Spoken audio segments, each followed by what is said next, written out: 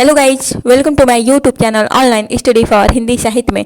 तो गाइज आज हम पढ़ने वाले हैं यूजीसी नेट जेआरएफ एग्जाम का संशोधित उत्तर प्रश्न पत्रक के अनुसार प्रश्न पत्र सेकेंड, जिसका री एग्जाम हुआ था और प्रश्न पत्र है गाइज हिंदी का। और गाइज एग्जाम डेट है 22 जुलाई 2018। तो गाइज हम उसी पेपर को आज हल करेंगे। तो गाइज इस पेपर को हल करने से पहले हम एक रिक्वेस्ट करना चाहते हैं कि अगर वीडियो पसंद आए आप लोग को तो प्लीज़ वीडियो को लाइक जरूर कीजिए और हमारे चैनल को सब्सक्राइब कीजिए और बेल आइकन को दबाना न भूलिएगा। तो चलिए गाइज शुरू करते हैं। आज का हमारा पहला प्रश्न है गाइज। तो गाइज आज का हमारा पहला प्रश्न है, निम्नलिखित में से आर्य भाषा परिवार की भाषा नहीं है। और गाइज ऑप्शन ए है संस्कृत, बी ऑप्शन है प्राकृत और सी ऑप्शन है फारसी और डी ऑप्शन है अरबी। तो गाइज इस प्रश्न का सही उत्तर है ऑप्शन डी अरबी। अरबी भाषा जो है वो आर्य भाषा परिवार की भाषा नहीं है। गाइज अरबी भाषा सामी परिवार की एक भाषा है। ये इब्रानी से संबंधित है और यह इस्लाम धर्म की धर्म भाषा है जिसमें कुरान शरीफ लिखी गई है। अरबी भाषा का जन्म सऊदी अरब में हुआ था। गाइज यह भाषा बुलबुली, इब्रानी यहूदियों की भाषा, फिनिशियन, हफ्सी, इथियोपियाई, आरामी, सबाई, नबती और हिमयरी भाषाओं से मिलती जुलती है। तो चलिए गाइज अगले प्रश्न की तरफ चलते हैं और हमारा अगला प्रश्न है आज का प्रश्न संख्या 2। और गाइज प्रश्न है, विद्यापति के अनुसार निम्नलिखित में कौन सी भाषा अपभ्रंश से भिन्न प्रचलित बोलचाल की भाषा है। और गाइज ऑप्शन ए है पुरानी हिंदी, बी ऑप्शन है देसी भाषा, सी प्राकृत भाषा हिंदी और डी ऑप्शन है राजस्थानी। तो गाइस सही उत्तर हुआ ऑप्शन डी। विद्यापति के अनुसार देसी भाषा अपभ्रंश से भिन्न प्रचलित बोलचाल की भाषा है। गाइस विद्यापति उस युग के कवि हैं जब आदिकाल में अपभ्रंश से मुक्त होने और देसी भाषाओं का उदय की प्रवृत्ति मिलती है। गाइस आर्य भाषाओं की ओर बढ़ती हुई भाषा है और उनकी भाषा जन भाषा है।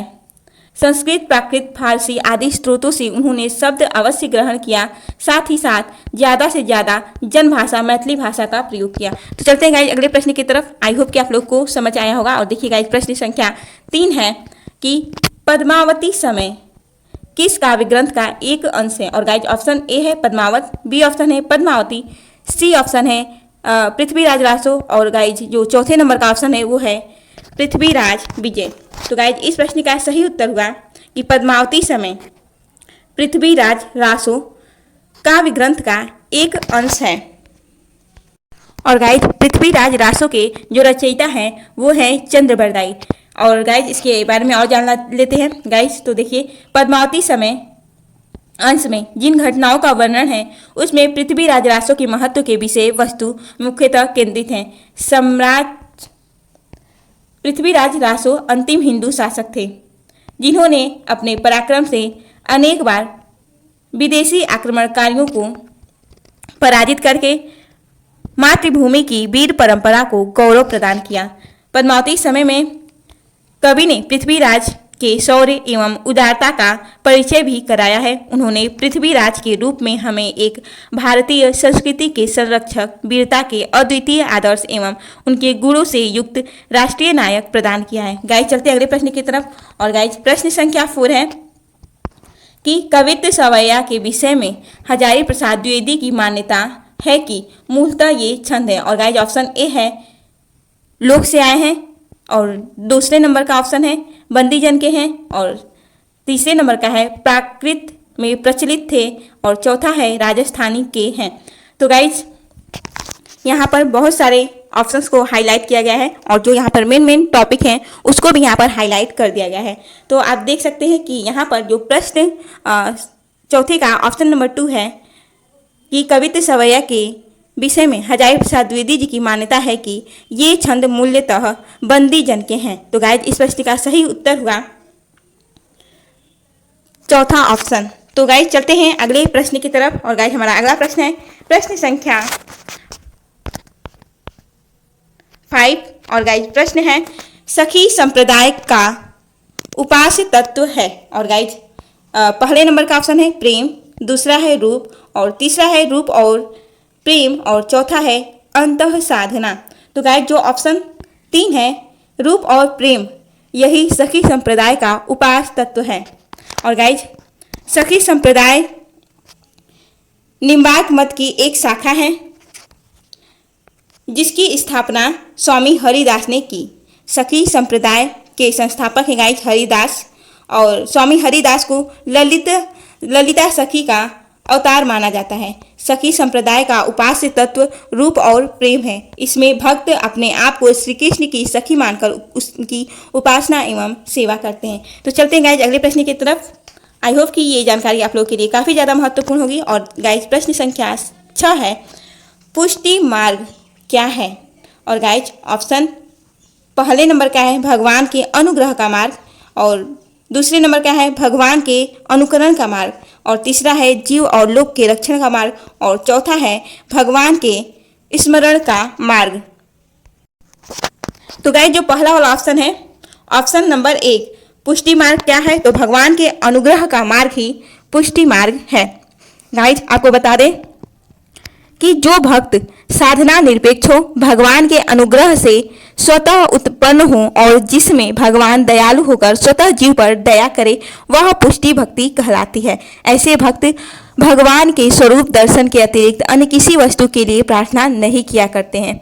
और पुष्टि मार्ग हिंदुओं के वैष्णव संप्रदायों में से एक है। वल्लभाचार्य ने अपने शुद्धाद्वैत दर्शन के आधार पर इस मत का प्रतिपादन किया था।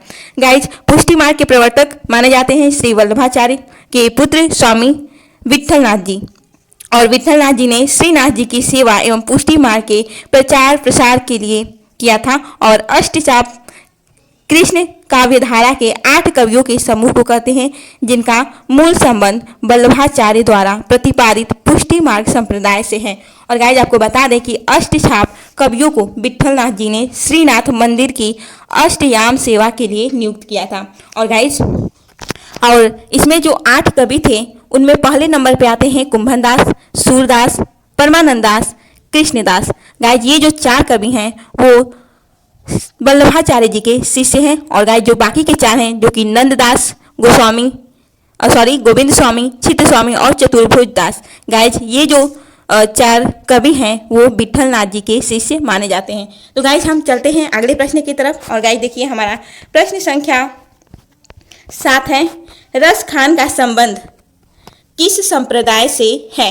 और गाइज ए ऑप्शन है श्री संप्रदाय, बी ऑप्शन है सखी संप्रदाय, और जो ये गाइज एक्चुअली में इससे पहले हम लोगों ने जो भी प्रीवियस ईयर के क्वेश्चन किए थे उसमें ऑप्शन ABC है, ABCD था, तो वही बोलते बोलते आदत हो गया है। तो गाइज इस पे आप न जाइएगा। तो 3 नंबर का जो ऑप्शन है वो है निम्बार्क संप्रदाय, और जो 4 नंबर का ऑप्शन है वो है गौड़ीय संप्रदाय। गाइज इससे पहले कि जितने भी प्रीवियस ईयर के क्वेश्चन को हमने पढ़ा वो आप जा करके प्ले लिस्ट में देख सकते हैं। और गाइज अगर वीडियो अच्छा लगे तो प्लीज़ लाइक जरूर कीजिए और हमारे चैनल को सब्सक्राइब कीजिए। तो गाइज देखिए रस का संबंध किस संप्रदाय से है? तो रस खान जी का संबंध गाइज जो ऑप्शन 3 है निम्बार्क संप्रदाय, तो रस खान का संबंध है निम्बार्क संप्रदाय से। गाइज निम्बार्क संप्रदाय से रस खान का संबंध है, और रस खान का जन्म गाइज 1548 ईस्वी में हुआ था। और रस खान का जो मूल नाम था वो था सैयद इब्राहिम, और कृष्ण भक्ति से मुग्ध होकर इन्होंने निम्बार्क संप्रदाय के संस्थापक आचार्य श्री वल्लभाचार्य के पुत्र विट्ठलनाथ जी से दीक्षा लेकर ब्रजभूमि में ही बस गए थे। गाइज इनके काव्य में भक्ति, श्रृंगार, रस दोनों की प्रधानता मिलती है। रस खान कृष्ण भक्त थे और प्रभु के सगुण एवं निर्गुण निराकार दोनों रूपों के प्रति श्रद्धा रखते थे। गाइज रस खान का प्रसिद्ध रचनाएं हैं सुजान रस खान और प्रेम वाटिका, और रस खान रचनावली के नाम से उनकी रचनाओं का संग्रह मिलता है। और इसके अलावा भी उनकी बहुत सारी कृतियां हैं, उनमें से रासलीला, फागलीला और कुंज लीला ये सभी बहुत ही ज़्यादा विशेष हैं। और रस खान के द्वारा जो रचित है वो है रस खान के सवैया, और इसमें कवि और ब्रजभूमि के प्रति अपने प्रेम को अभिव्यक्त करते हुए श्री कृष्ण और ब्रजभूमि से संबंधित वस्तुओं के ऊपर तीनों लोकों 8 निधियों एवं नव निधियों का न्यौछावर करने का बात रस खान ने कहा है। तो गाइज चलते हैं अगले प्रश्न की तरफ और देखिए हमारा प्रश्न संख्या 8 है गाइज। प्रश्न संख्या 8 नंबर का प्रश्न है गाइज। प्रश्न है कि निम्नलिखित में से रामायण काव्य के रचयिता कौन है। तो गाइज ऑप्शन पहला है गुरु गोविंद सिंह, दूसरा है जानकी राज किशोरी चरण और तीसरा ऑप्शन है विश्वनाथ सिंह और चौथा ऑप्शन है रसिक अली। तो गाइज रामायण काव्य के रचयिता हैं विश्वनाथ सिंह। विश्वनाथ सिंह है रामायण काव्य के रचयिता। और विश्वनाथ सिंह का जन्म गाइज 1789 ईस्वी में हुआ था और 1834 से लेकर के 1854 तक वह रीवा राज्य के शासक रहे। उनके पिता महाराज जय सिंह जुदेव ब्रिज भाषा के उत्कृष्ट कवि थे। हिंदी के पहले नाटक आनंद रघुनंदन की रचना विश्वनाथ सिंह जी ने ही किया और विश्वनाथ सिंह ने कबीर के बीचक का पाखंड, खंडनी, टीका और युवाष्टक की रचना की। तो इसी के साथ चलते हैं गाइज अगले प्रश्न की तरफ। और गाइज हमारा प्रश्न संख्या 9 नंबर का है कि वृंद द्वारा रचित सस्सई का नाम है। और गाइज ऑप्शन पहला है श्रृंगार सस्सई, दूसरा ऑप्शन है यमक सस्सई, तीसरा है रतन हजारा और चौथा है राम सस्सई। प्रश्न संख्या 10 है गीतिका का रचना काल है और ऑप्शन ए है 1923, बी ऑप्शन है 1930, जो तीसरा नंबर का ऑप्शन है वो 1936 और चौथे नंबर का ऑप्शन है 1938। तो गाइस सही उत्तर हुआ 1936। गीतिका का रचना काल है 1936 ईस्वी। गाइस यह रचना सूर्यकांत त्रिपाठी निराला द्वारा रचित रचना है। और गाइस चलते हैं अगले प्रश्न की तरफ और हमारा आज का अगला प्रश्न प्रश्न संख्या 11 उद्धव शतक के रचनाकार हैं और ऑप्शन एक है हरिऔध, बी ऑप्शन है श्रीधर पाठक, जो 3 नंबर का ऑप्शन है वो है जगन्नाथ दास रत्नाकर और जो चौथे नंबर का गाइज ऑप्शन है वो है वियोगी हरि। तो गाइज उद्धव शतक के रचनाकार हैं गाइज जगन्नाथ दास रत्नाकर, ये है उद्धव शतक के कवि। गाइज इसके अलावा भी जगन्नाथ दास जी की रचनाएं हैं हिंडोला, हरिश्चंद्र जो कि एक खंड काव्य है, वहीं कलकासी मुक्ति काव्य है और वहीं रत्नाष्टक यह भी मुक्तक काव्य है और श्रृंगार लहरी, उद्धव शतक, गंगावतरण और विराष्टक गाइज ये सभी जगन्नाथ रत्नाकर जी की रचनाएं हैं। तो हम चलते हैं अगले प्रश्न की तरफ और गाइज प्रश्न संख्या 12 है और अब छिनने आए हैं वे हमसे हमारी भाषा यानी हमसे हमारा रूप, जिसे हमारी भाषा ने गढ़ा है प्रस्तुत काव्य पंक्तियों के रचयिता हैं। और पहला ऑप्शन है सर्वेश्वर दयाल सक्सेना, दूसरा ऑप्शन रघुवीर सहाय, तीसरा ऑप्शन नरेश मेहता और चौथा ऑप्शन है कुंवर नारायण। तो गाइज यह पंक्तियां हैं ऑप्शन नंबर पहला सर्वेश्वर दयाल सक्सेना। ये जो भी ऊपर पंक्तियां लिखी गई हैं गाइज वो सर्वेश्वर दयाल सक्सेना द्वारा रचित पंक्तियां हैं। तो गाइज हम चलते हैं प्रश्न संख्या 13 की तरफ। गाइज प्रश्न संख्या 13 है घर की बात किस साहित्यकार की आत्मकथा है और पहले नंबर का ऑप्शन विद्यापति मिश्र, दूसरा है प्रभाकर माचवे, तीसरा है श्याम सुंदर दास और चौथा है गाइज रामविलास शर्मा। तो गाइज घर की बात यह रचना है रामविलास शर्मा जी की। तो इस प्रश्न का सही उत्तर हुआ गाइज प्रश्न संख्या 13 का ऑप्शन नंबर 4 सही उत्तर हुआ। घर की बात साहित्यकार की आत्मा है तो रामविलास शर्मा की आत्मकथा है। और गाइज इसका रचना वर्ष है 1983 ईस्वी। और इनकी अन्य आत्मकथाएं गाइज मेरे साक्षात्कार, अपनी धरती, अपने लोग जिसके कि 3 खंड किए गए हैं। और गाइज परीक्षा के उपयोगी से अगर हम देखें तो अन्य महत्वपूर्ण तथ्य हैं अन्य गद्य विधाओं की तरह आत्मकथा नामक साहित्यिक विधा का जन्म पश्चिमी देशों से हुआ, परंतु समय के साथ यह विस्तारित होकर हिंदी साहित्य का भी एक प्रमुख विधा बन गई। और गाइस नामवर सिंह ने कहा था कि अपना लेने पर कोई चीज पराई नहीं रह जाती बल्कि वह अपनी हो जाती है। हिंदी के आत्मकथाकारों ने यही किया। हिंदी साहित्य ये बनारसी दास जैन द्वारा रचित अर्धकथानक को पहली आत्मकथा माना जाता है, जिसे आचार्य रामचंद्र शुक्ल ने भी हिंदी साहित्य की पहली पुस्तक मानते हुए स्वीकार किया है।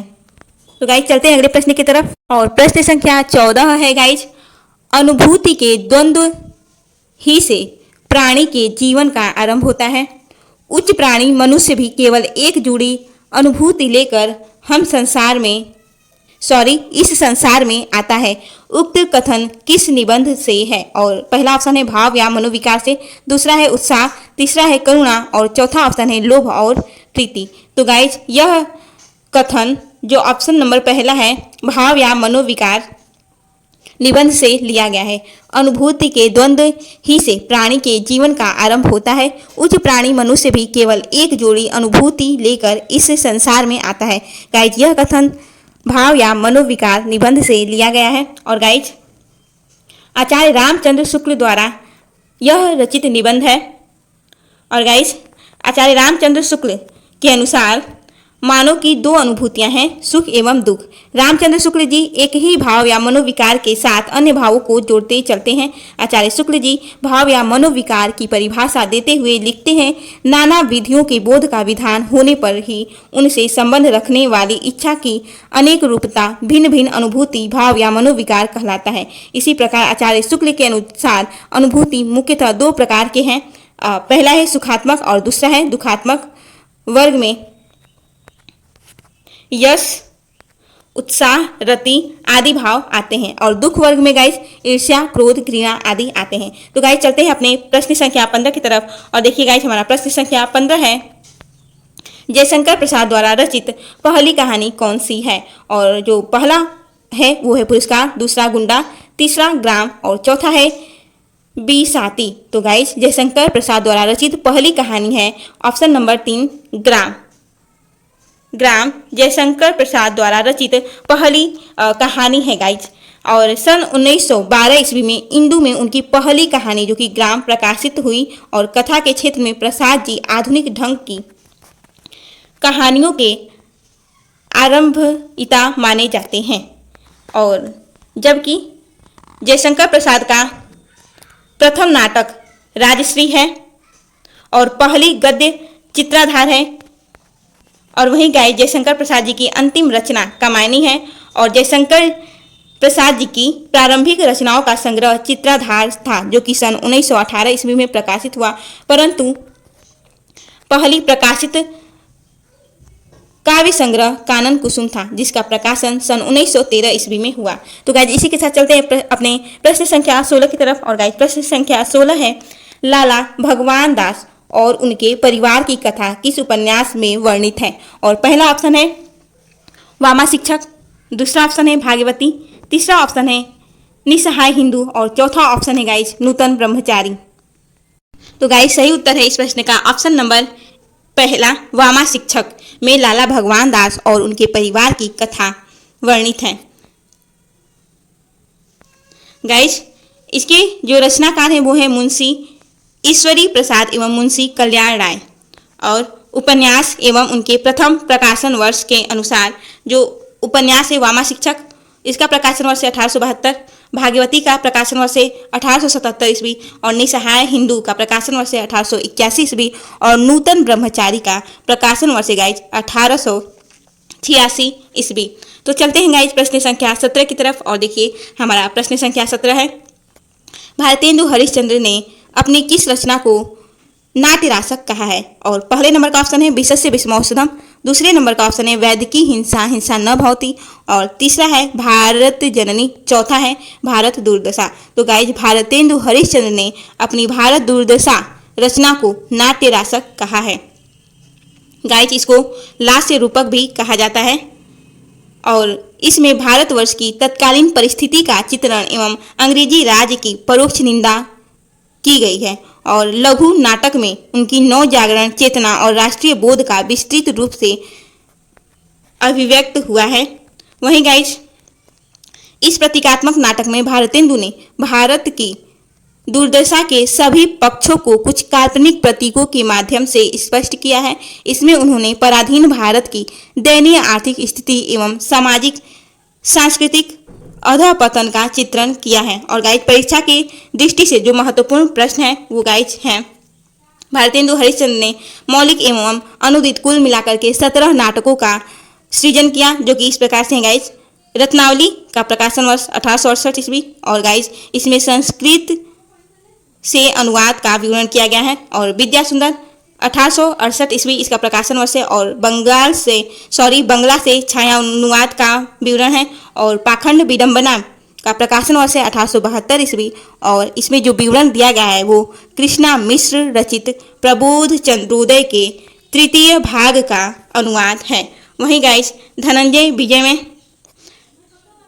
कांचन कवि के संस्कृत नाटक का अनुवाद है, और प्रकाशन वर्ष 1873 ईस्वी। और वैदिकी हिंसा हिंसा न भौती का प्रकाशन वर्ष 1873 ईस्वी, और इसमें मांस भक्षण पर व्यंग्यात्मक शैली न भौती में लिखा गया नाटक है। और प्रेम योगिनी इसका प्रकाशन वर्ष 1875 ईस्वी। इसमें काशी के धर्म आडंबर का वहीं के बोली और परिवेश में व्यंग्यात्मक चित्रण किया गया है। तो गाइस चलते हैं अपने अगले प्रश्न की तरफ। और गाइस प्रश्न है, रामस्वरूप चतुर्वेदी द्वारा रचित आलोचना ग्रंथ नहीं है। और पहला ऑप्शन है भाग्य और संवेदना, दूसरा है कामायनी का पुनर्मूल्यांकन, तीसरा ऑप्शन है हिंदी साहित्य और संवेदना का विकास, और चौथा ऑप्शन है साहित्य क्यों। तो गाइज जो रामस्वरूप चतुर्वेदी द्वारा रचित आलोचना नहीं है वो है साहित्य क्यों। यह रामस्वरूप चतुर्वेदी द्वारा रचित आलोचना ग्रंथ नहीं है, बल्कि गाइज इसके जो लेखक हैं वो हैं विजय देव नारायण शाही। और गाइज बाकी की जो आलोचना ग्रंथ है वो है भाषा और संवेदना, जो कि रामस्वरूप चतुर्वेदी का है। और गाइज इसका प्रकाशन वर्ष 1964 ईस्वी। वहीं कमायनी का पुनर्मूल्यांकन यह भी रामस्वरूप चतुर्वेदी का है, और प्रकाशन वर्ष 1970 ईस्वी। और जो हिंदी साहित्य और संवेदना का विकास है यह भी रामस्वरूप चतुर्वेदी द्वारा रचित आलोचना ग्रंथ है, और प्रकाशन वर्ष 1986 ईस्वी। तो गाइज चलते अगले प्रश्न की तरफ।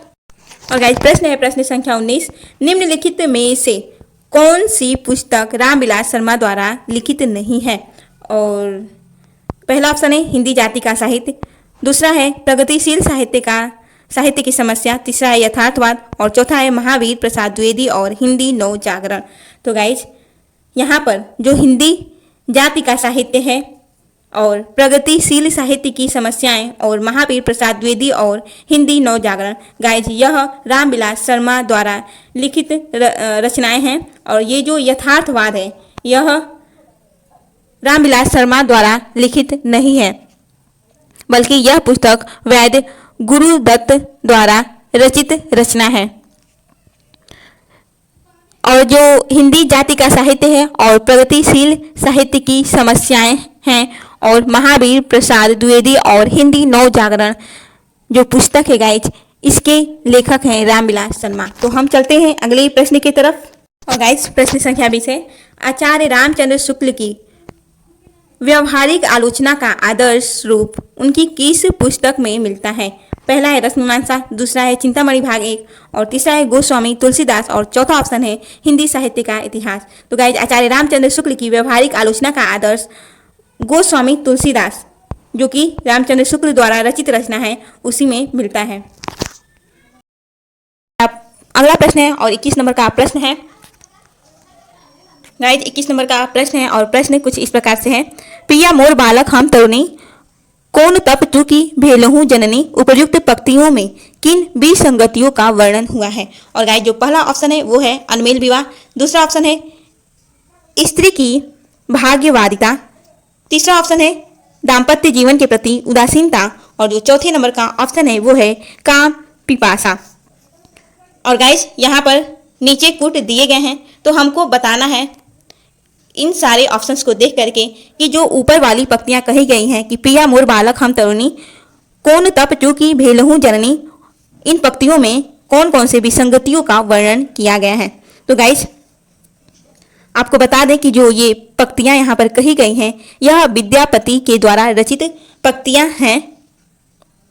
और गाइज विद्यापति पदावली से ये पंक्तियां ली गई हैं। और गाइज यहाँ पर बाल विवाह खंड से यह पंक्तियां ली गई हैं, और इसमें विद्यापति द्वारा अनमेल विवाह, स्त्री की भाग्यवादिता एवं काम पिपासा जैसी विसंगतियों का वर्णन किया गया है। विद्यापति की यह पूरी कविता बेमेल विवाह के तत्कालीन सामाजिक विडंबनाओं को उजागर करता है। तो गाइज देखिए यहाँ पर जो ऑप्शन नंबर 2 है 1, 2 और 4 यही ऑप्शन ठीक है, क्योंकि अभी अभी हमने बताया कि विद्यापति ने इसमें अनमेल विवाह, स्त्री की भाग्यवादिता और काम पिपासा का उन्होंने वर्णन किया हुआ है। तो हमारा सही उत्तर हुआ गाइज पहला, दूसरा और चौथा, इस प्रश्न का सही उत्तर हुआ। तो चलते हैं अगले प्रश्न की तरफ। और गाइज हमारा अगले नंबर का प्रश्न है प्रश्न संख्या 22। और गाइज इसमें कहा जा रहा है आचार्य हजारी प्रसाद द्विवेदी कृत हिंदी साहित्य की भूमिका क्रम और पद्धति की दृष्टि से इतिहास के रूप में प्रस्तुत नहीं है, फिर भी उसकी अर्थवत्ता इस बात में है। और पहला ऑप्शन है उसकी सामग्री और उसमें दिए गए तथ्य नए हैं, दूसरा है उसकी दृष्टि नहीं है, तीसरा है उसकी व्याख्या नहीं है और चौथा है उसमें शुक्ल जी की धारणाओं का समर्थन किया गया है।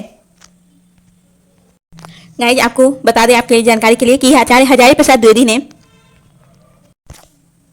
शुक्ल युग के इतिहास लेखन के अभाव का गहराई से अध्ययन करने के पश्चात उन्होंने हिंदी साहित्य की भूमिका, आधुनिक हिंदी साहित्य पर विचार, हिंदी साहित्य का आदिकाल और हिंदी साहित्य उद्भव और विकास आदि ग्रंथ लिखकर उस अभाव की पूर्ति की। और काल विभाजन में आचार्य द्विवेदी ने कोई विशेष परिवर्तन नहीं किया। उनके द्वारा रचित हिंदी साहित्य की भूमिका क्रम और पद्धति की दृष्टि से इतिहास के रूप में प्रस्तुत नहीं किया, फिर भी उसकी अर्थवत्ता इस प्रकार से जो बातें कही गई हैं वो हैं उसकी सामग्री और उसमें दिए गए तथ्य नए हैं, और दूसरे नंबर पे है उसकी दृष्टि नहीं है और उसकी व्याख्या भी नहीं है। और द्विवेदी की इस पुस्तक का प्रणयन व्याख्यानों के आधार पर किया गया है जो उन्होंने विश्व भारती के और हिंदी भाषी साहित्यकारों के लिए आवश्यक थे, एवं मूल आख्यानों में से बहुत ऐसे अंशों को नहीं लिया गया जो केवल हिंदी भाषी साहित्यकारों के लिए आवश्यक थे, जबकि विद्वानों लेखकों का आग्रह है कि हिंदी साहित्य को संपूर्ण भारतीय साहित्य से विच्छिन्न करके न देखा जाए। द्विवेदी जी के इस मूल पुस्तक में बार बार संस्कृत, पाली, प्राकृत और अपभ्रंश के साहित्य की चर्चा आई है, इसलिए इस पुस्तक में वैदिक, बौद्ध और जैन साहित्यों का संक्षिप्त परिशिष्ट जोड़ दिया गया है। गाइस इस प्रश्न का सही उत्तर हुआ ऑप्शन नंबर 2, पहला, दूसरा और तीसरा, इस प्रश्न का सही उत्तर हुआ। आचार्य हजारी प्रसाद द्विवेदी कृत हिंदी साहित्य की भूमिका क्रम और पद्धति की दृष्टि से इतिहास के रूप में प्रस्तुत नहीं है, फिर भी उसकी अर्थवत्ता इस बात में है कि उसकी सामग्री और उसमें दिए गए तथ्य नए हैं, उसकी दृष्टि नहीं है, उसकी व्याख्या नहीं है। तो गाइज हम चलते हैं अगले प्रश्न की तरफ।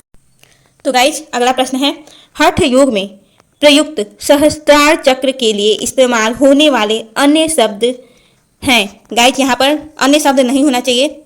और ऑप्शन पहला है शून्य चक्र, दूसरा है गगन मंडल, तीसरा है मणिपुर चक्र और चौथे नंबर का है गाइज कैलाश।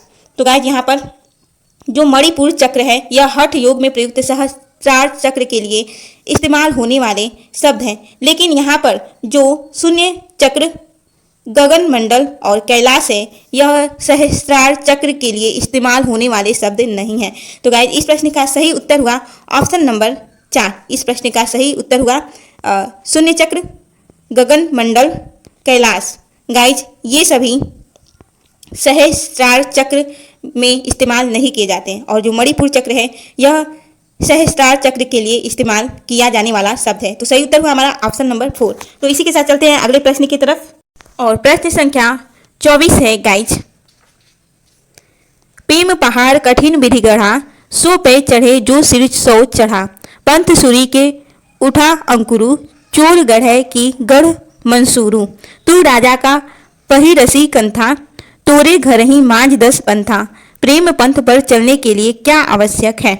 और पहला नंबर का ऑप्शन है प्रेम पथ पर चलने के लिए निर्भीमानिता आवश्यक है, दूसरा ऑप्शन है प्रेम पथ पर चलना सूली पर चढ़ने जैसा है, और तीसरा ऑप्शन है कंथा पहन लेने से प्रेम पंथ पर जाया जा सकता है, और चौथा ऑप्शन है विभिन्न मतांतरों वाला प्रेम पंथ पर नहीं चल सकता। तो गाइज यहाँ पर पढ़ने से ही हमको पता चल जा रहा है कि जो पहले नंबर का है कि प्रेम पंथ पर चलने के लिए निर्भिमानिता आवश्यक है। गाइज यह भी यहाँ पर सही ऑप्शन है। और जो ऑप्शन नंबर 2 है, प्रेम पथ पर चलना सूली पर चढ़ने जैसा है। गाइज यह भी सही ऑप्शन है। और जो तीसरे नंबर का है, कंथा पहन लेने से प्रेम पथ पर जाया जा सकता है। गाइज यह बिल्कुल गलत है। क्या हम 100 कंथा माला पहन ले और पहनकर घूमते फिरे तो क्या हमको प्रेम मिल जाएगा? गाइज नहीं, तो यह बिल्कुल गलत है। और जो चौथा ऑप्शन है, विभिन्न मत मतांतरों वाला प्रेम पथ पर नहीं चल सकता।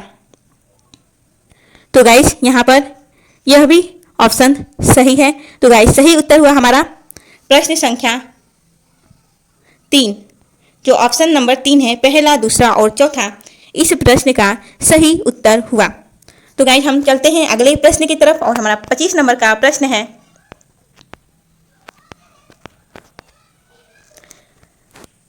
कामही नारी प्यारी जिमी लोभही प्रिय जिमी दम तिमि रघुनाथ निरंतर प्रिय लागहु मोहि राम। इस दोहे के कवि का अभिप्राय है कि, और पहला जो ऑप्शन है वो है, जैसे कामी को स्त्री और लोभी को धन प्रिय है।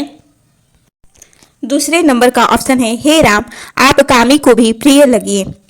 तीसरे नंबर का ऑप्शन है, हे राम आप लोभी के भी प्रिय बनिए। और चौथे नंबर का ऑप्शन है, हे राम आप मुझे हमेशा प्रिय लगिए।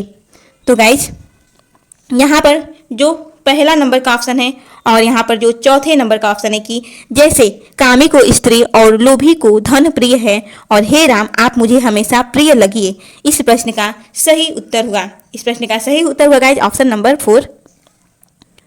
और यह जो पंक्तियां हैं वह चौपाई उत्तरकांड से ली गई हैं और 130 ख के चौपाई का यह दोहा है। और इसका जो भाव है गाइज वो इस प्रकार से है, कामी को स्त्री प्रिय लगती है और लोभी को जैसे धन प्यारा लगता है, वैसे ही हे रघुनाथ जी, हे राम जी आप निरंतर मुझे प्रिय लगिए। इस चौपाई का अर्थ है गाइज कि आदमी को औरत की आवश्यकता होती है, परंतु कामी पुरुष का मन हर समय औरत के काम क्रिया के बारे में सोचता है, और उसी प्रकार लोभी व्यक्ति धन के बारे में सोचता है और वह उसे अत्यंत प्रिय लगने लगता है। मैं उस कामी या लोभी पुरुष की तरह औरत या धन के बजाय राम के ही बारे में सोचूं, जिससे मैं आपको अर्थात राम जी को प्रिय लगूं और आप भी मेरे चाहने वाले लगें और आप भी मुझे प्रिय लगे। तो गाइज हम चलते हैं इसी के साथ अगले प्रश्न की तरफ। और गाइज हमारा प्रश्न है, प्रिय बिनु नागिन कारी रात जो कहु जामिनी उवती जुन्हैया डसी उल्टी हुए जात जंत्र न फुरत मंत्र नहीं लागत प्रीति सिरानी जात सूर्य श्याम बिनु बिकल बिरहिनी मुरी मुरी लहरे खात उक्त पद का आशय है। और पहले नंबर का जो गाइज ऑप्शन है वो है, प्रिय के बिना काली रात नागिन जैसी है। और जो दूसरे नंबर का ऑप्शन है वो कह रहा है कि काली रात में चांद के निकलते ही ऐसा लगता है जैसे नागिन डस कर उल्टी हो गई है। और जो तीसरे नंबर का ऑप्शन है गाइज वो कह रहा है कि इस नागिन के डसने पर सारे मंत्र बेअसर हो जाते हैं। और चौथे नंबर का हमारा ऑप्शन है, असहाय और बेचैन बिरहणी मुड़ मुड़ कर नागिन को देखती है। तो गाइज इससे पहले हम इसके उत्तर को जानें, हम इसके अर्थ को समझ लेते हैं। गाइज यह पंक्तियां श्याम सुंदर दास द्वारा विरह में गोपियों को काली रात काली नागिन सी जान पड़ती है। और गाइज यह श्याम सुंदर के लिए कहा जा रहा है। और गाइज इन पंक्तियों के जो रचयिता हैं वो है सूरदास, और यह विरह पदावली से ली गई पंक्तियां हैं। और गाइज प्रिय श्याम सुंदर के विरह में गोपियों को काली रात काली नागिन सी जान पड़ती है, और चंद्र देव के उदय हो जाने पर जब चांदनी छिटक जाती है तब ऐसा लगता है कि यह रात रूपी जो सर्पिणी है वो बिरहणी गोपियों को डस लेने के उपरांत स्वयं उलट गई है और उसकी काली पीठ अब नीचे हो गई है और उजला पेट ऊपर हो गया है। यह चांदनी उस काली नागिन का उजला पेट है। इसके काटने की कोई दवा नहीं, न ही इस पर कोई यंत्र काम देता है और न ही इस पर किसी गारुणी का यंत्र ही चल पड़ता है। गाइज आप देखते हैं कि अगर सर्प दोष हो तो वहां पर गरुड़ मंत्र बोला जाता है, तो वही कहा जा रहा है कि यहाँ पर किसी गारुणी का यंत्र ही नहीं चल पाता। और उसके पश्चात प्रीति ठंडी पड़ने लगती है जैसे उसकी मौत ही हो गई हो। श्याम के बिना बिरहणी विकल होकर अपना शरीर तोड़े जा रही हैं, मरोड़े जा रही हैं, मानो उसके शरीर में सांप के जहर का जोरों से नशा चढ़ता जा रहा हो और उसे लहर आने लगी हो। गाइज आप लोगों ने भी देखा होगा, किसी व्यक्ति को सांप ने डसा है तो उसके मुंह वगैरह से गाज वगैरह निकलने लगते हैं और शरीर भी उसका ऐंठाने लगता है। तो उसी प्रकार से यहाँ पर भी कहा जा रहा है कि शरीर में सांप के जहर का जोरों से नशा चढ़ गया हो और लहर आने लगी हो। अर्थात सूरदास जी के कथन के अनुसार श्याम सुंदर के बिना विरहिणी गोपियां मुड़ मुड़कर लहर लेकर मूर्छित हो जाती हैं। तो चलिए गाइस हम इसके उत्तर को देख लेते हैं कि अब इसका उत्तर क्या होगा। तो गाइस जो पहले नंबर का है, पहला कि प्रिय के बिना काली रात नागिन जैसी है, इसका यहाँ पर वर्णन किया गया है। और जो दूसरे नंबर का है कि काली रात में चांद के निकलते ही ऐसा लगता है जैसे नागिन डस कर उल्टी हो गई है ये।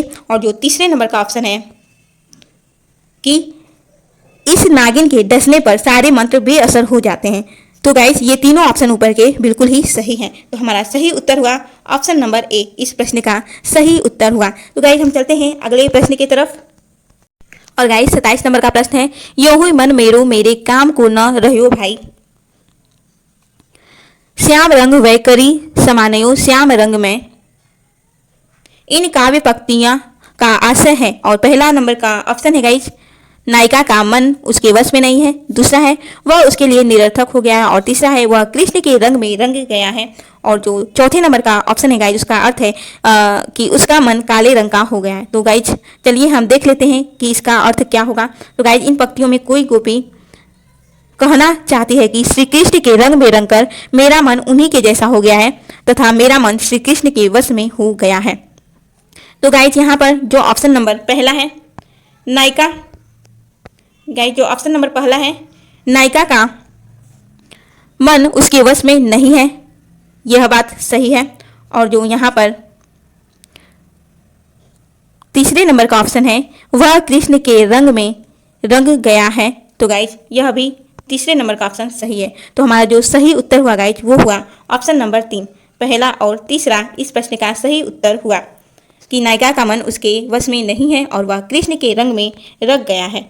तो गाइज हमारा अगले नंबर का प्रश्न है, शीत को प्रबल सेनापति को पी चढ़ो दल निबल अनल गयो सूर्य सियराई के हिम के समीर तेई बरसे विषम तीर रही है गरम भौन कोनन में जाई के धूम नैन बहे लोग आगी पर गिरे रहे हिये सो लगाई रहे नैक सुलगाई के मानो भीत जानी महाशीत तय पसारी पानी छतिया की छां राखियो पाउक छिपाई के।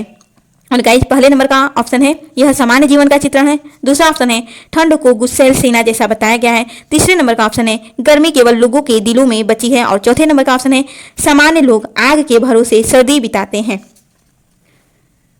तो गाइस चलिए हम इसके अर्थ को जान लेते हैं कि शीत ऋतु में सर्दी बढ़ जाती है। जाहिर सी बात है शीत ऋतु है तो सर्दी तो रहेगी ही। तो ऐसा लगता है कि मानो जैसे शीत रूपी प्रबल सेनापति ने क्रोध करके अपने दल के साथ चढ़ाई कर दी हो, आग कमजोर हो गई हो और सूर्य को शीत लग गया हो। बर्फीली हवा तो ऐसी लगती है जैसे तीखे तीर छोड़ रही हैं, गर्मी तो रही ही नहीं।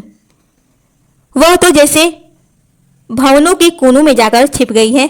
लोग सर्दी से बचाव करने के लिए आग जलाते हैं, उसके धुएं से उनकी आंखों से आंसू निकल आते हैं। लोग सर्दी से परेशान होकर आग पर जैसे गिर ही पड़ते हैं, वे उसके पास घेर कर बैठ जाते हैं। गाइज आप लोगों का भी ठंडी की यादें मैं आशा करती हूँ कि ताज़ा हो गई होंगी। ठीक सर्दी में हम लोग भी वैसे ही करते हैं जैसे कि इन पंक्तियों में दिया गया है, जो कि यहाँ पर ये इतनी सारी पंक्तियाँ दी गई हैं। और गाइज आगे का अर्थ है उसे वे अपने हृदय से ही लगाए लेते हैं। ऐसा प्रतीत होता है आग उन्हें अच्छी लगती है। वे ऐसे लगते हैं मानो वे शीत से डरे हुए हैं और अपने हाथ फैलाकर आग को अपने सीने की छाया से रख लेना चाहते हैं। तो गाइज चलिए हम देख लेते हैं कि इस प्रश्न का सही उत्तर क्या होगा। तो गाइज जो पहले नंबर का ऑप्शन है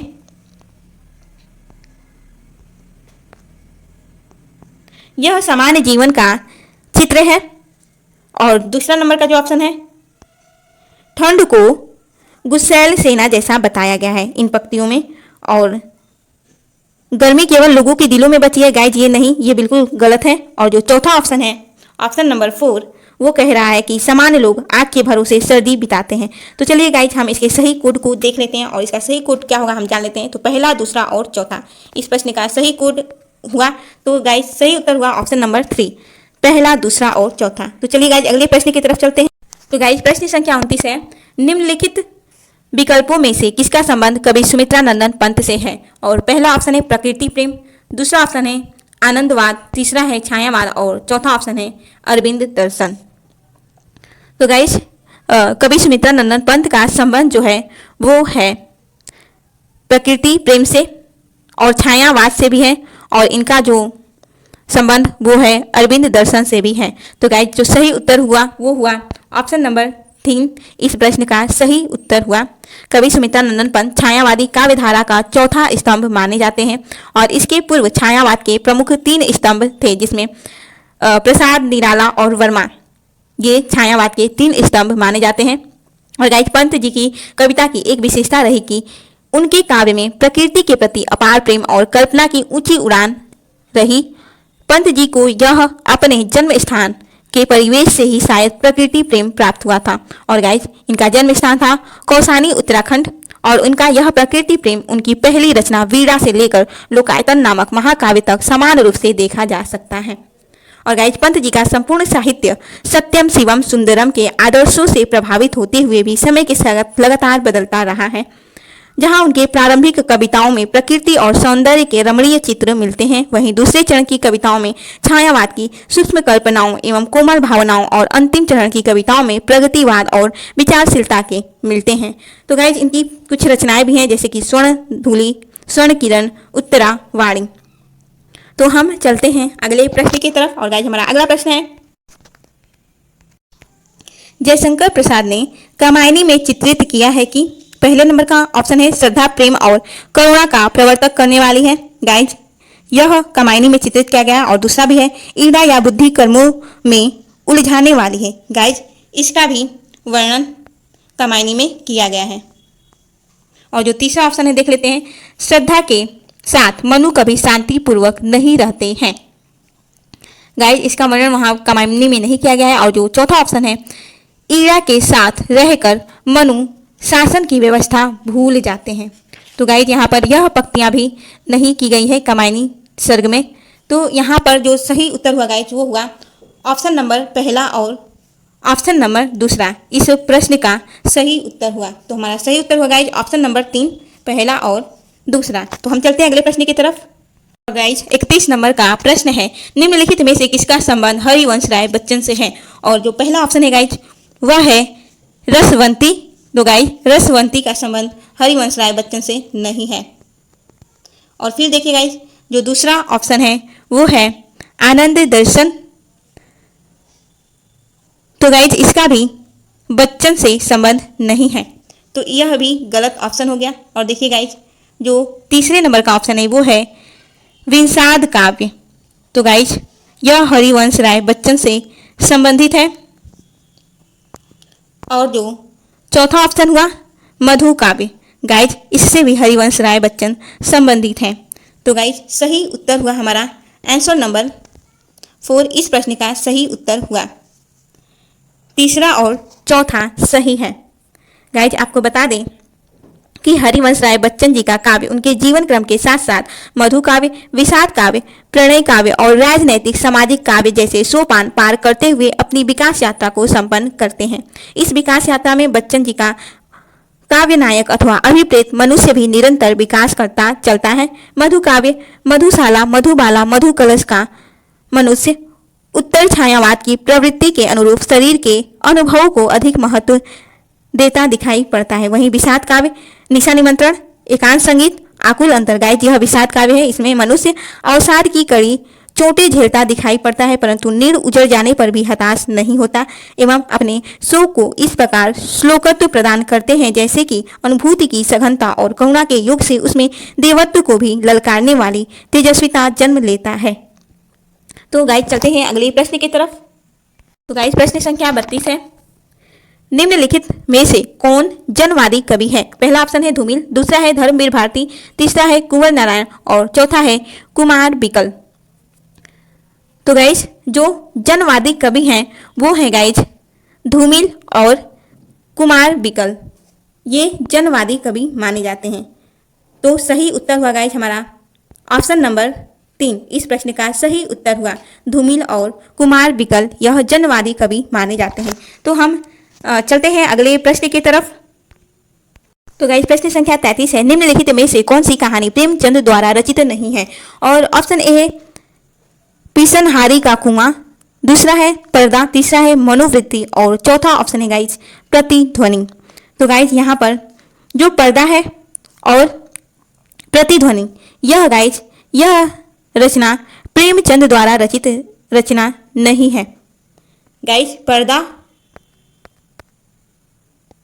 और प्रतिध्वनि यह रचना प्रेमचंद जी द्वारा रचित रचना नहीं है, बल्कि पर्दा यशपाल जी की कहानी है और जो प्रतिध्वनि है वह जयशंकर प्रसाद द्वारा रचित रचना है। और जो पिसनहारी का कुआं और मनोवृत्ति है गाइस वह प्रेमचंद्र जी द्वारा रचित रचना है। तो हम देख लेते हैं कि इसका सही उत्तर क्या होगा। तो गाइस जिस भी कोड में दूसरा और चौथा ऑप्शन होगा वही इस प्रश्न का सही उत्तर होगा। तो गाइस वह है ऑप्शन नंबर पहले में ही दूसरा और चौथे नंबर का ऑप्शन दिया हुआ है। तो हमारा प्रश्न संख्या 33 का उत्तर हुआ ऑप्शन नंबर पहला। तो चलते हैं इसी के साथ अगले प्रश्न की तरफ। और गाइस प्रश्न संख्या 34 है, निम्नलिखित में से कौन से पात्र जैनेन्द्र द्वारा रचित उपन्यासों के हैं? और पहला ऑप्शन है सत्यधन, दूसरा है श्रीकांत, तीसरा है रामेश्वर और चौथा है गाइस जितेन। तो गाइस जो ऑप्शन नंबर पहले का पात्र है सत्यधान, गाइस सत्यधान परख उपन्यास का पात्र है। वहीं गाइस श्रीकांत यह सुनीता उपन्यास का पात्र है और जितेन यह पात्र विवर्त उपन्यास का पात्र है। तो गाइस हमारा सही उत्तर हुआ ऑप्शन नंबर 3, इस प्रश्न का सही उत्तर हुआ। और गाइस ये जो जितने भी उपन्यास है परख, सुनीता और विवर्त, यह जैनेन्द्र कुमार द्वारा रचित उपन्यास हैं और इसके पात्र हैं सत्यधान, श्रीकांत और जितेन। तो हम चलते हैं अगले प्रश्न की तरफ। तो गाइस प्रश्न है, निम्नलिखित में से कौन सी निबंध संग्रह हरिशंकर प्रसाई द्वारा रचित है? और पहले नंबर का ऑप्शन है अपनी अपनी बीमारी, दूसरा है अंगद का पाँव और तीसरा है हंसते हैं रोते हैं और जो चौथा है वो है बबूल और कैक्टस। तो गाइस आपको बता दें कि यह जो बबूल और कैक्टस यह ऑप्शन है यह रामदरस मिश्र जी का रचना है। और अंगद के पाँव, गाइस अंगद के पाँव यह रचना है श्रीलाल शुक्ल जी का। और बाकी के जो ये दो रचना है अपनी अपनी बीमारी और हंसते हैं रोते हैं, गाइस यह रचना है हरिशंकर परसाई जी का। तो गाइस हमारा सही उत्तर हुआ ऑप्शन नंबर पहला, इस प्रश्न का सही उत्तर हुआ। तो गाइस इसी के साथ चलते हैं अपने अगले प्रश्न की तरफ। गाइस प्रश्न है, निम्नलिखित में से कौन सी पुस्तकें आचार्य दंडी द्वारा लिखित है? और गाइस ऑप्शन ए है काव्यालंकार सूत्रवृत्ति, दूसरा ऑप्शन है व्यक्ति विवेक, तीसरा ऑप्शन है अवंती सुंदरी कथा और चौथा ऑप्शन है काव्यादर्श। तो गाइस यह जो काव्यादर्श है यह रचना दंडी द्वारा रचित रचना है और यह अवंती सुंदरी कथा यह रचना भी गाइस आचार्य दंडी द्वारा रचित रचना है। लेकिन जो व्यक्ति विवेक रचना है गाइस यह रचना इसके लेखक हैं व्यक्ति विवेक के आचार्य महिम भट्ट और वहीं काव्यालंकार सूत्रवृत्ति गाइस इसके रचनाकार हैं वामन। तो गाइस हमारा सही उत्तर हुआ ऑप्शन नंबर 3, इस प्रश्न का सही उत्तर हुआ अवंती सुंदरी कथा और काव्यादर्श, गाइस यह दंडी द्वारा रचित रचनाएं हैं। तो चलते हैं अगले प्रश्न की तरफ। और गाइस प्रश्न संख्या 37 है, निम्नलिखित में से कौन सी आत्मकथाएं हैं? और गाइस ऑप्शन नंबर पहला है अन्या से अनन्या, दूसरा है वट वृक्ष की छाया में, तीसरा है गालिब छुटी शराब और चौथा है अपनी खबर।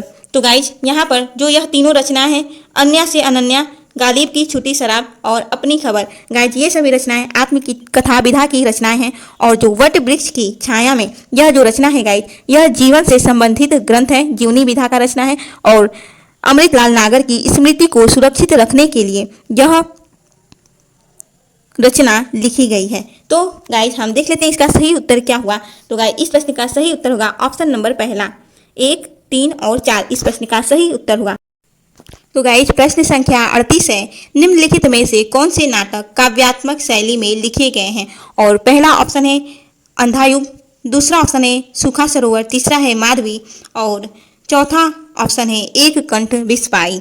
तो गाइस यहाँ पर जो पहले नंबर का रचना है अंधा कुआं, सूखा सरोवर, एक कंठ बिस्पाई, गाइस यह काव्य नाटक विधा का रचना है। और गाइस अंधा कुआं के जो लेखक हैं वो हैं धर्मवीर भारती, वहीं गाइस सूखा सरोवर के लेखक हैं डॉक्टर लक्ष्मी नारायण लाल और एक कंठ विस्मय के लेखक हैं भीष्म साहनी। वहीं गाइस जो माधवी नाटक है यह पौराणिक काल में स्त्री के अमानवीकरण पर आधारित नाटक है और गाइस इसके लेखक हैं दुष्यंत कुमार। तो चलिए हम इसके सही कोड को जान लेते हैं कि इस प्रश्न का सही उत्तर क्या होगा। तो गाइस इसका सही उत्तर होगा ऑप्शन नंबर 2। इस प्रश्न का सही उत्तर होगा 1, 2 और 4। इस प्रश्न का सही उत्तर हुआ। तो गाइस हम चलते हैं अगले प्रश्न की तरफ। तो गाइस प्रश्न संख्या 39 है, लक्षणा शक्ति के लिए कौन से कथन आवश्यक है। और पहला ऑप्शन है मुख्यार्थ या वाच्यार्थ की बाधा, दूसरा है लक्ष्यार्थ का मुख्यार्थ से संबंधित होना, तीसरा है मूल में रूढ़ि का अभाव होना और चौथा है सांकेतिक अर्थ में किसी तरह की बाधा न होना। तो गाइस इससे पहले कि हम इसके उत्तर को जानें उससे पहले हम लक्षणा शक्ति के बारे में जान लेते हैं। गाइस पहले आपको हम बता दें कि शब्द शक्ति शब्द का अर्थ बोध कराने वाली शक्ति शब्द शक्ति कहलाती है और जिसको संक्षेप में कहें तो शक्ति हम कह सकते हैं। इसे वृत्ति या व्यापार भी कहा जाता है। और गाइस लक्षणा शक्ति उसे कहते हैं जिसमें अभिधा के असमर्थ होने पर जिस शक्ति के माध्यम से शब्द का अर्थ बोध होता है उसे लक्षणा कहते हैं। लक्षणा के लिए आवश्यक शर्तें हैं गाइज और वो है मुख्यार्थ या वाच्यार्थ में बाधा। और गाइज इसमें मुख्य अर्थ या अभिधेय अर्थ लागू नहीं होती है, वह असंगत हो जाता है। और दूसरे नंबर पर आता है हमारा लक्ष्यार्थ का मुख्यार्थ से संबंधित होना। गाइज जब मुख्य अर्थ बाधित हो जाता है पर यह दूसरा अर्थ अनिवार्य रूप से मुख्य अर्थ से संबंधित होता है, वहां पर लक्ष्यार्थ का मुख्यार्थ से संबंधित होना पाया जाता है। वहीं गाइस तीसरे नंबर पर जो आता है वो है रूढ़ि या प्रयोजन का होना। तो मुख्य अर्थ को छोड़कर उसके दूसरे अर्थ को अपनाने के पीछे या तो कोई रूढ़ि होता है या तो कोई प्रयोजन होता है। लक्षणा शब्द शक्ति के गाइस 3 निमित्त होते हैं और पहला होता है मुख्यार्थवाद, दूसरा मुख्यार्थ योग और तीसरा रूढ़ि या प्रयोजन। जैसे कि हम कह सकते हैं यदि कहा जाए कि लड़का शेर है तो इसका जो लक्ष्यार्थ हो गया लड़का निडर है। इस स्थान पर शेर शब्द का सामान्य अर्थ अभीष्ट नहीं है। लड़के को निडर बनाने के लिए प्रयोजन से उसके लिए शेर शब्द का प्रयोग किया गया है। लक्षणा शक्ति के भेद काव्य शास्त्र में लक्षणा शक्ति के अनेक भेदों में मुख्य रूप से लक्षणा के 2 भेद किए गए हैं। और गाइस जो पहले नंबर पर है वो है रूढ़ि लक्षणा और दूसरे नंबर पे है प्रयोजवादी लक्षणा।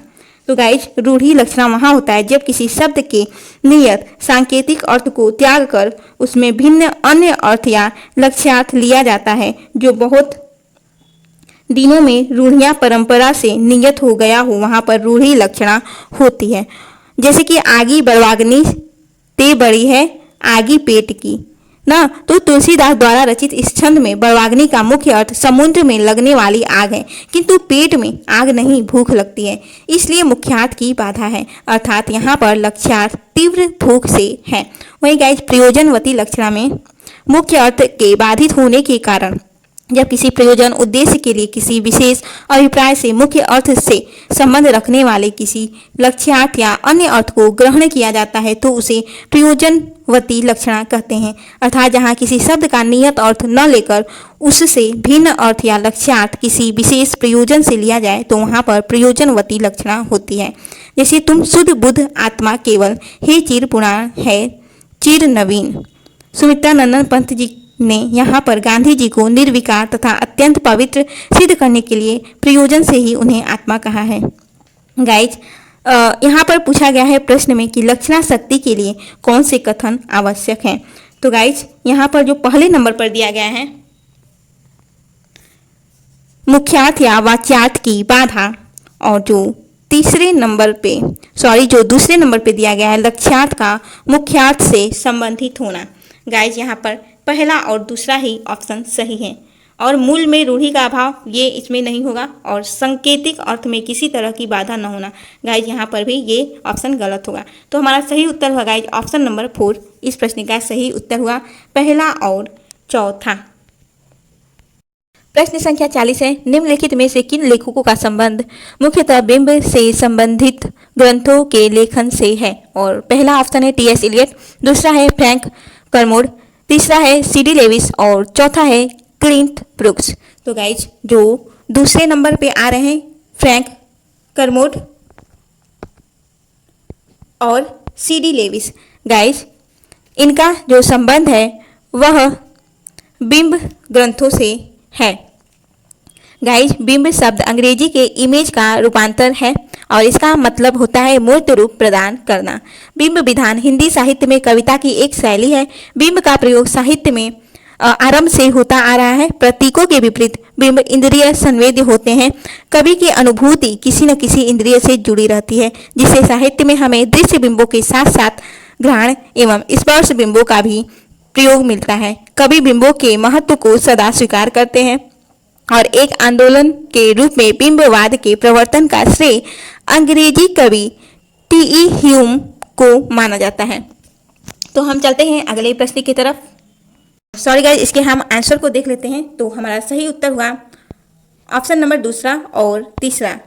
तो सही उत्तर हुआ इस प्रश्न का प्रश्न संख्या पहला। फ्रैंक करमोड और सी.डी. लेविस का संबंध मुख्यतः बिंब से संबंधित ग्रंथों के लेखन से है। तो हम चलते हैं अगले प्रश्न की तरफ।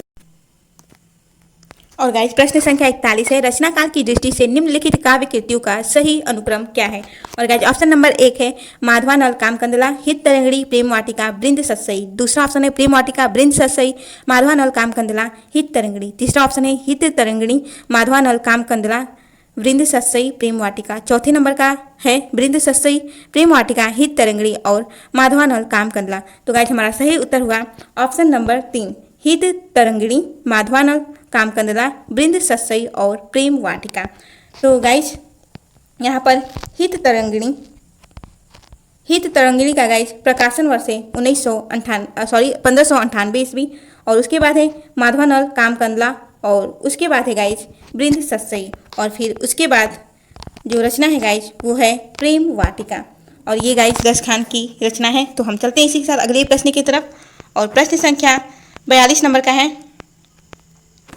रचना काल की दृष्टि से निम्नलिखित कृतियों का सही अनुक्रम है। और गाइस, ऑप्शन नंबर पहला है साहित्य लहरी और बीजक, रसिक प्रिया, रामचरितमानस।